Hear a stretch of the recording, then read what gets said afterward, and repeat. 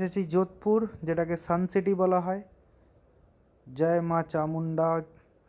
আজকে কিছু দেখাবো যোধপুরের কিছু জায়গা যেগুলো হয়তো চট করে দেখা যায় না, কেউ যায় এবং কারণ অনেকেই হয়তো ওখানে পৌঁছতে পারে না।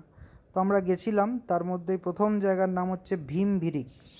এই যে গুহাটা আপনারা দেখছেন, এই গুহাটা পুরোপুরি ন্যাচারাল ফরমেশন। এটা কেউ মানে কেটে কুটে কিছু বানায়নি। এইগুলো যেটা দেখা যাচ্ছে লেখালেখি যা পাথর, সেটা পরে কালের ইয়েতে মানুষজনের ডোনেশনে তৈরি হয়েছে, কিন্তু গুহাটা একদম যেরকমভাবে আজ থেকে হাজার হাজার বছর আগে ছিল সেরকমই আছে। এবং এই গুহার ভেতর দিয়ে একটা মায়ের মন্দিরও আছে ভেতরে, আমরা সেখানেও যাব। আপনি আস্তে আস্তে আপনারা দেখুন গুহাতে যে শিবলিং আছে, এই শিবলিঙ্গও বহু পুরনো শিবলিঙ্গ। এটার বয়স আন্দাজ করা আমার সাধ্যের বাইরে, তাই এটা আন্দাজ করলাম না।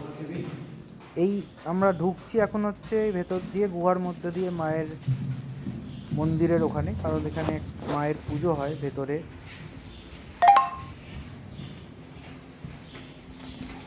এরকমভাবে ঝুঁকে ঝুঁকেই ঢুকতে হবে, কারণ বেশি উঁচু হওয়া যাবে না। আপনি বুঝতেই পারছেন হাইটটা দেখুন, লাইটগুলো এখানে লাগানো হয়েছে।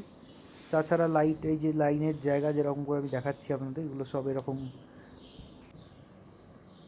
এরমভাবেই ছিল, এরমভাবেই আছে। লাইটগুলোকে না লাগালে তো এখন খুব মুশকিল দেখা। তো আপনি দেখে বুঝতে পারছেন যে হাইটটা কতটাই শর্ট, যে এখানে বসে থাকাটাই ঠিক, মানে দাঁড়ালেও লেগে যাবে। এরকম করেই এখানে মায়ের পুজো হয়, নিত্য পুজো করেন, সাধু মহাপুরুষরা আসেন, একজন সাধু থাকেনও। দ্বিতীয় জায়গাটা যেটা দেখাচ্ছি সেটা হচ্ছে সিরিস্কা। সিরিস্কাতে আমি বাঘ দেখেছি অনেক বছর পরে, সামনাসামনি আবার বাঘ দেখলাম। তো বাঘ দেখার এক্সপিরিয়েন্স ভালোই। এখানে লাইভ বাঘ দেখা যায়। এখানে বাঘ খাঁচার মধ্যে নয়, আমিও খাঁচার মধ্যে নেই, আমি গাড়ির মধ্যে বসে আছি আর বাঘ ঘুরে বেড়াচ্ছে। মানে ও চাইলে আমাকে যখন তখন অ্যাটাক করতে পারে। তো এটা রিস্কি, কিন্তু ওর দেখানো মনে হলো উচিত। এই যে জায়গাটার নাম, এটাকে বলা হয় ভীমকুণ্ড।